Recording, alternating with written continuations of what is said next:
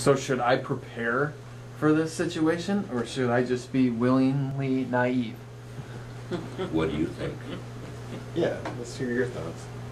How do I prepare?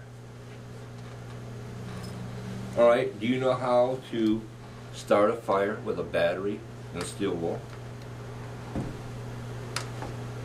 A smokeless fire?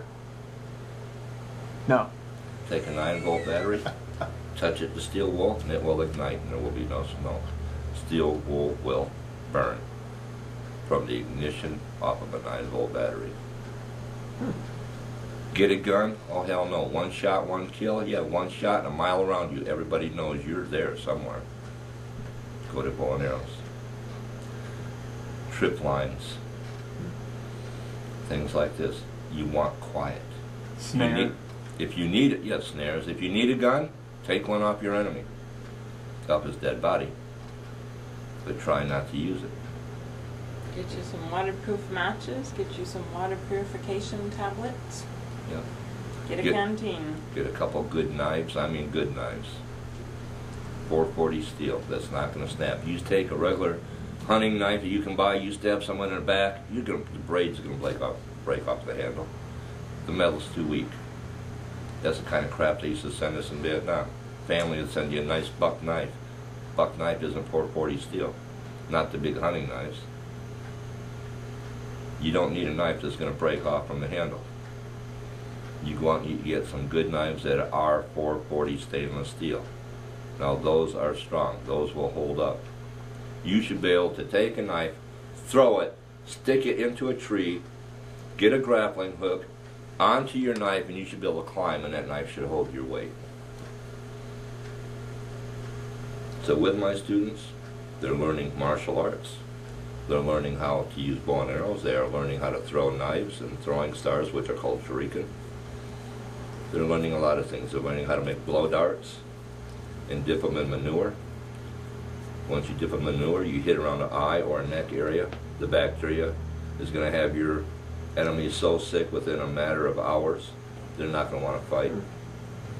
And with needles, as darts, when it hits, that's the instinctive reaction of a human being. Precedent. That's right, they just slapped it in before they realized it was, because when you get stuck by a needle, it feels like you're getting stung by a bee. So you slap it, and you just drove that sewing needle into your body and most likely broke it, so now if that piece of needle is in your artery, it's traveling. You get hit in the neck, it's only going to be about 12 hours and that piece of needle is going to hit your heart. You hit it on this side, that piece of needle is going to go up into your brain. Know the body. You know how to destroy your enemy. Because you have your inferior and superior vena cavas. One takes blood to the brain, one takes it from the brain. So you say you have 15 students. Mm-hmm. Do you and your students have a pact? We're going to go here at this time Yes. together? Yes, they are. Well, overall students don't know, because I'm not going to tell them at the last minute, because if they quit and go on their way, they get pissed off with my teachings or just figure they don't want to do it anymore. I'm not going to tell the world where they're going and have everybody show up there and have total chaos. But there is a place they're going. It is a cave. It would hold about,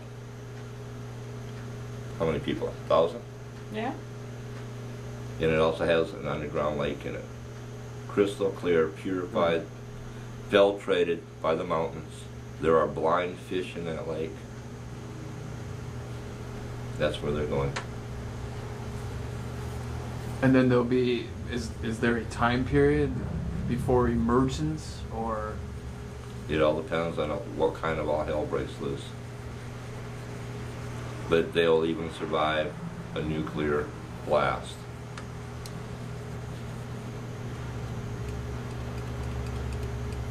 Okay, let's end on a happy note and we'll wrap it up. Do you guys get a little down talking about? No, Okay. no. So yeah, I tend to get a little depressed talking about this stuff, but Tom does okay. Well, I look at it, it doesn't do any good to get happy or sad, Don't use my name. because the Tom? emotions don't mean anything. But what you're getting out of the information of truth, of what's coming, prepares you so you can deal on a mental, emotional, physical, and spiritual level. You're not going to freak out. You've already said, okay, this is what's coming. This is the way it's going to be. Let's go worst case scenario. Why worst case? If it is, you can deal with it. If it's not that bad, cool. It's not as bad as I thought it was going to be. It's going to be a little easier. But always expect the worst. And if it doesn't happen, then you're thankful about something. But if it does happen, you're still thankful that you were forewarned. You were prepared. You have a chance. Make sense to you? Yeah.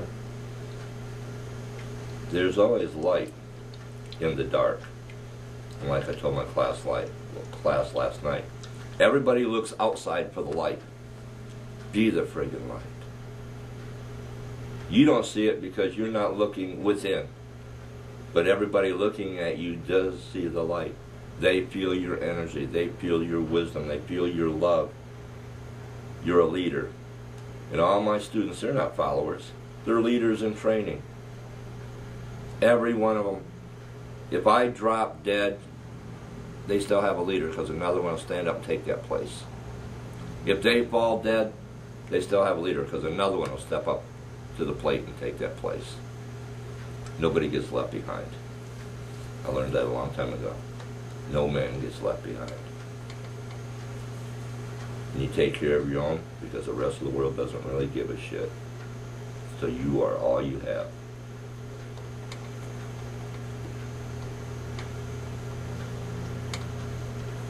So it sounds cold and cruel, but that's the reality of life. You take what you know you truly have and utilize it to the fullest, and you will survive. So these healers, these shamans, they're going to be the teachers, the healers, and they're going to teach the next generation. Don't do what we did before. Don't put guidelines and restrictions on wisdom and love. Be free to be self. Be free to learn without being censored. Learn truth for what it is.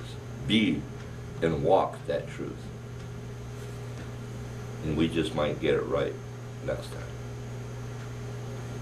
Cut. Perfect. And that's parallel vision. That's great.